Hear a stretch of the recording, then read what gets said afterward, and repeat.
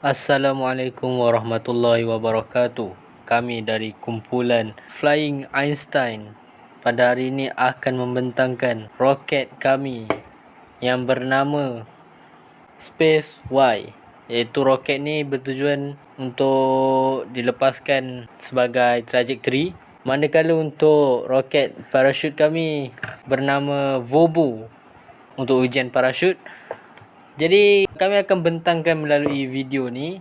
Yang pertama sekali kita akan menerangkan bagaimana cara-cara nak mencipta roket parachute kita, di mana bila kita rancalkan dia akan terbang ke atas, dan di atas nanti dia akan membuka payung terjunnya dan dia akan mendarat dengan perlahan ke bawah. Jadi yang pertama sekali kita perlu mengumpulkan bahan-bahan untuk membuat roket ni.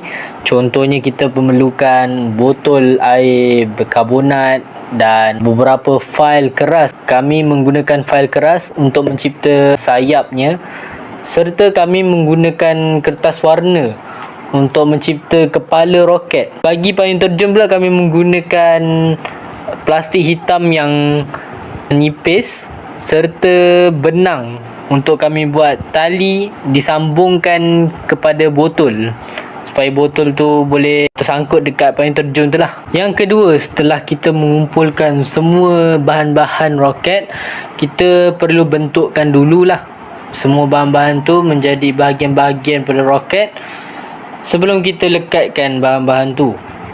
Yang pertama sekali kita perlulah mencipta sayap, dan sayap yang kami gunakan berbentuk segitiga bersudut tegak kerana bentuknya agak mudah untuk dibuat, jadi kami memilih bentuk ni. Serta pengiraannya pun mudah, pengiraan dari segi tapak sayap dan tingginya. Dan untuk kepala roket kami akan menggunakan kertas warna, di mana kertas warna tu kalau kita uji dia dengan plastik, dia mudah untuk bergeser, jadi payung terjun akan mudah keluar bila di atas nanti. Yang ketiga, kita akan melekatkan semua bahan-bahan yang telah kita olah tadi. Sayap tadi kita dah melakar sayap, kita dah gunting, dah tampal sayap tu menjadi dua bahagian supaya mudah ditampal di botol. Jadi kita akan lekatkan pula pada botol ni. Jadi kita akan menggunakan 3 sayap, di mana sayap ni kita akan susun secara seimbang supaya roket kita nanti dia takkan terbang melayang-layang tanpa arah tuju.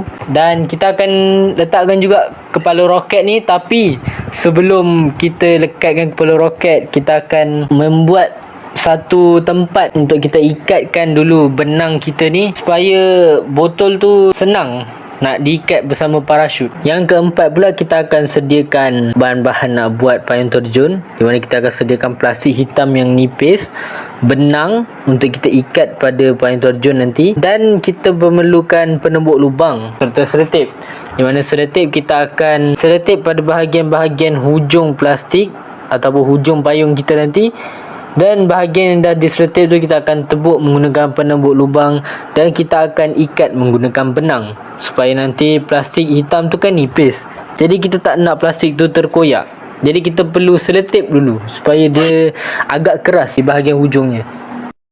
Yang kelima, kita akan gunting plastik membentuk payung terjun, di mana anda boleh lihat pada slide-slide yang ditampilkan. Begitulah antara kaedah-kaedah yang digunakan. Dan kemudian kita akan tampal seletip pada setiap bucu payung seperti yang kita katakan sebelum ni, supaya dia jadi keras untuk kita tebuk, dan kita akan ikatkan benang pada payung terjun kita. Untuk roket kedua kita, iaitu roket trajektori yang bernama Space Y, kita akan mulakan dengan perkara yang sama kita perlu buat, iaitu kita perlu mengumpulkan bahan-bahan yang diperlukan seperti yang dah disebutkan pada parachute tadi.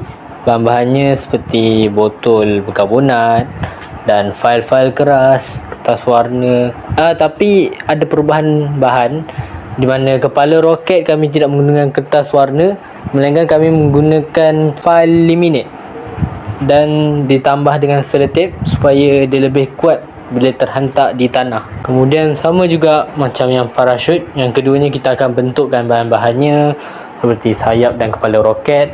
Namun untuk roket trajektori mungkin akan sedikit mudah kerana kita tak perlu untuk membuat payung terjun, kita hanya membuat roket biasa sahaja. Yang ketiga, lepas dah siap olah semua bahan-bahannya, kita akan lekatkan bahan-bahannya kepada roket dengan keadaan dan ukuran yang tepat agar roket seimbang.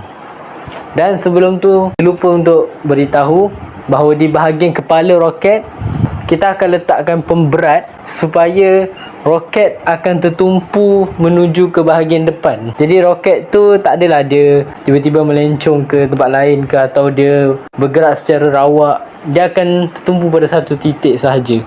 Sama juga dengan roket payung terjun kita akan letakkan pemberat, tapi roket parachute tu pemberatnya untuk jatuhkan kepala roket tu dengan lebih mudah. Sekian itu saja untuk video kami, dan diharap semua dapat buat roket mereka dengan baik lah selepas dengar apa yang kami sampaikan di video ni.